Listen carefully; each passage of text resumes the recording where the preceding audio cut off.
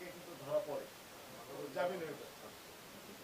আমি মহিলা চলে আসতেছি, এটাকে বন্ধ করা দরকার।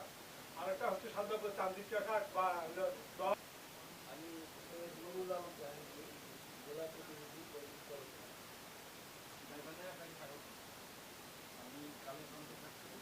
আমাদের এখানে আমি এইটুকু আপনাকে বলছি, যদি আমার কোনো সাংবাদিকও যদি